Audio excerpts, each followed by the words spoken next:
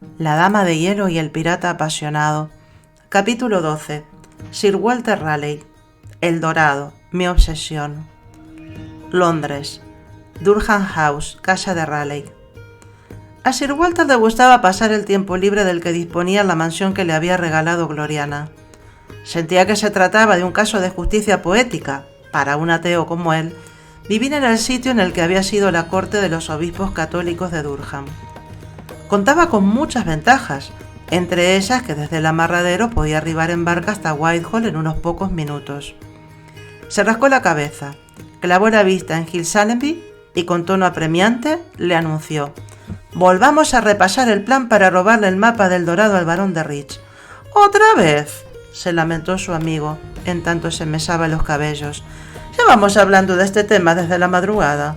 Además, está siendo la hora del té y de encontrarnos con el barón». «Es importantísimo», se ofuscó Raleigh. «He revisado su mansión de punta a punta y no he dado con el mapa del tesoro. Hay tantos recovecos. Seguro que se encuentra en algún mueble escondido, o detrás de una falsa pared, o debajo del suelo en alguna habitación. Debéis buscarlo, y si alguien os descubre, matadlo». «¿Y no habéis pensado que es probable que simplemente no lo tenga?». Allenby puso los ojos en blanco. «Habéis hablado del Dorado muchas veces, fingís ser su amigo. ¿Acaso no creéis que detenerlo os lo hubiese mostrado?». «Imposible», descartó la sugerencia con un movimiento despectivo de la mano y le entregó una de las misivas que colmaban el escritorio. «Leedla. El capitán George Popham la encontró en el barco español que asaltó en 1594. Alonso de Gran Canaria le dice muy claro a su hermano, el comandante de Sanlúcar, que hay que estar alerta con el barón. Se la arrebató y leyó en voz alta: «Últimamente se han recibido aquí varias cartas que hablan de una tierra que acaba de descubrirse y que llaman el Nuevo Dorado. Estas cartas, dirigidas a gentes de esta ciudad, fueron escritas por sus hijos después de participar en el descubrimiento.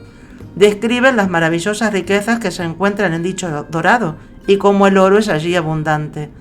La ruta de llegada está a 50 leguas a Barlovento de la isla Margarita. Hay un par de mapas a buen resguardo por la corona, pero tememos que uno ha caído en malas manos. Lo tiene un coleccionista de leyendas inglés, Robert Rich, barón de Rich. Vigiladlo, y a ser posible, sustraédselo. Si intenta partir con una nave a buscarlo, hay órdenes expresas de su majestad para hundir su barco». Allenby, que a estas alturas se conocía de memoria toda la documentación, le puntualizó lo obvio: «Reconoced al menos que el mensaje está fechado en 1594 y que ahora estamos en 1601. Se la quitó y la agitó en el aire. «¿No habéis pensado que todo es una fantasía de los españoles? ¿O que de ser verdad es muy probable que ellos se nos hayan adelantado y que lo tengan en su poder?» «Imposible», exclamó Sir Walter muy enfadado por la incredulidad de su colega. «Mantengo al varón bajo estrecha vigilancia de los míos desde hace 7 años. Ningún agente extranjero se ha acercado a él». Allenby suspiró, lo miró de refilón y se acomodó en el amplio sillón. Luego resopló enfastidiado: «Me temo que no os dais cuenta de que vuestra obsesión raya lo insano. Quizá hasta esté muy cerca de la locura, querido amigo». Intentó que la entonación fuese comprensiva, pues sabía lo susceptible que era Raleigh con este tema. «Y caéis en contradicciones de difícil explicación. Odiabais al enemigo hispano y para combatirlo aprendisteis su idioma, pero me temo que habéis acabado completamente españolizado. Soñáis con ser el nuevo Hernán Cortés o el moderno Francisco Pizarro. ¿Y vos podéis negar que ellos o que Cristóbal Colón partieron de un sueño, de una obsesión, a la que el resto del mundo consideraba también locura?» Sir Walter puso cara de incredulidad.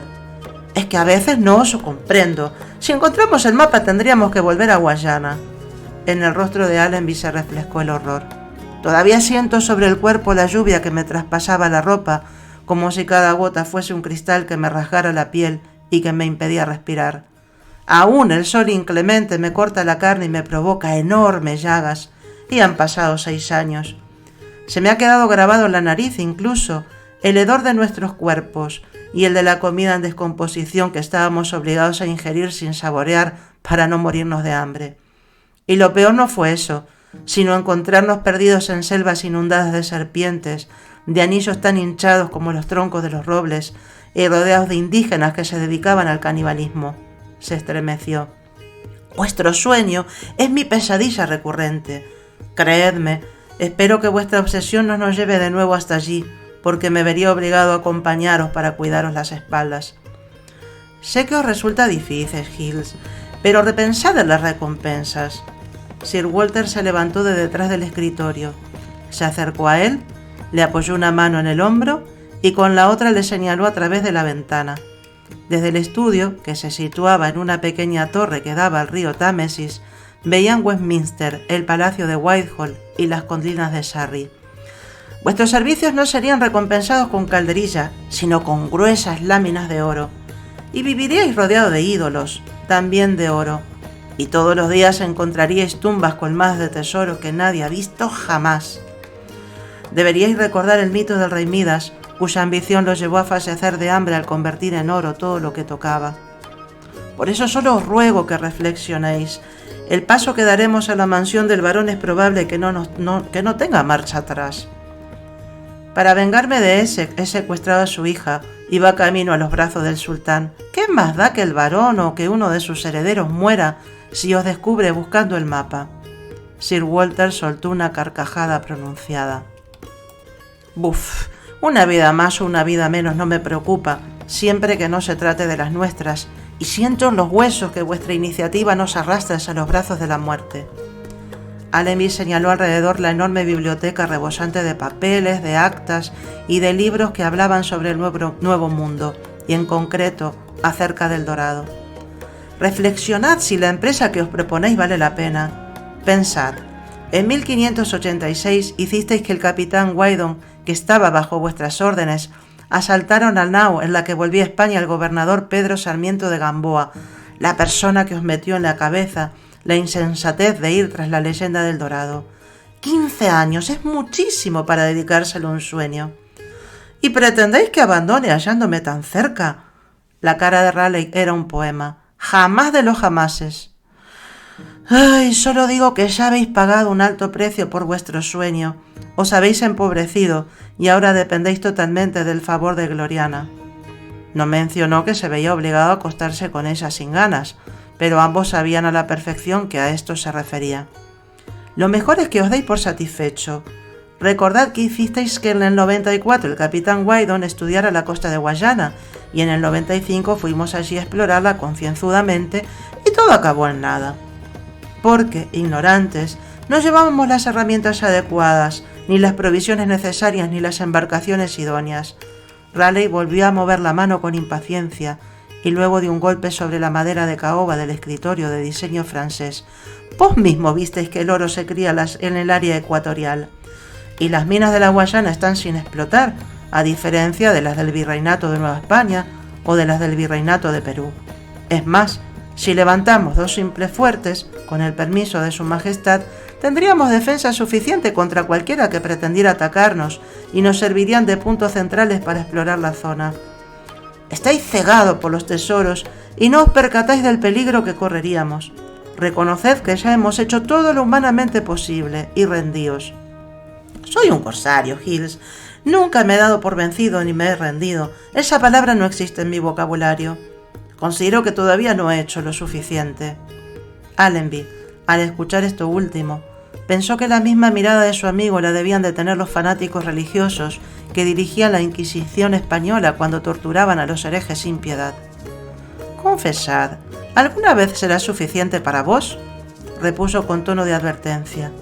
Debido a vuestra obsesión os acusaron de ser servidor del finado Felipe II y ahora os siguen acusando de serle fiel a su heredero. Me da igual lo que los imbéciles digan de mí, no es cierto. No es verdad, pero lo parece, insistió Allenby sin guardarse ningún resquemor. Recordad que lo primero que hicisteis al llegar a Guayana fue secuestrar al gobernador Antonio de Berrio. ¿Cómo no secuestrarlo si era la persona designada por la corona española para encontrar el dorado? Y Raleigh lanzó una carcajada irónica. ¿Y no dudasteis antes de capturarlo en enviarle una carta diciendo que erais católico y en mostrar imágenes de la Virgen y de San Francisco y en fingir ser un enviado del rey Felipe II para que os atendiera? Al apreciar que su amigo iba a protestar, argumentó: y cuando se negó a ir a vuestro encuentro fuisteis mucho más allá. No consideréis que es una crítica, solo pretendo que reconozcáis que ya hemos hecho todo lo necesario y que nuestra labor no dio frutos. Es mejor que abandonéis vuestro sueño antes de que sea demasiado tarde para vos. Vuestra obsesión solo puede traeros desgracias.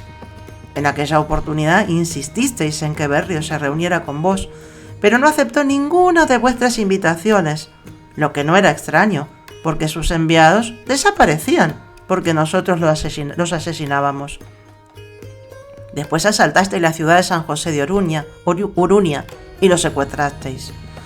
Lo amenazasteis con ejecutarlo, incluso fingisteis hacerlo, y os contó todo lo que sabía.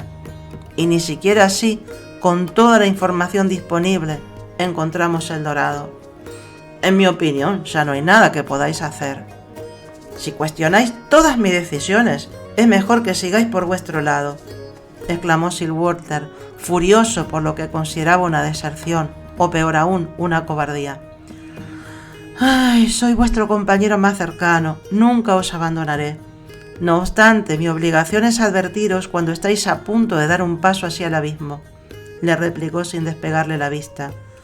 Prometedme que en las horas que quedan para encontrarnos con el barón de Rich, reflexionaréis si ya ha sido suficiente. Estoy convencido de que la respuesta está escondida en la mansión del barón y nadie me convencerá de lo contrario. Sir Walter Raleigh cruzó los brazos sobre el pecho. Ay, pues entonces rogaré a Dios que nos ampare, porque tengo la horrible sensación de que algo muy malo nos ocurrirá si regresamos a Guayana. Dudo que volvamos con vida. Allenby cogió el libro que había escrito su colega sobre el tema y dio un ruidoso golpe con él sobre el escritorio. Y no os preocupéis. Revisaré la mansión del barón hasta los cimientos, mientras vos lo entretenéis fingiendo interés en su charla. Y si un hijo suyo o un sirviente me descubre, lo mataré de manera silenciosa y me desharé del cadáver.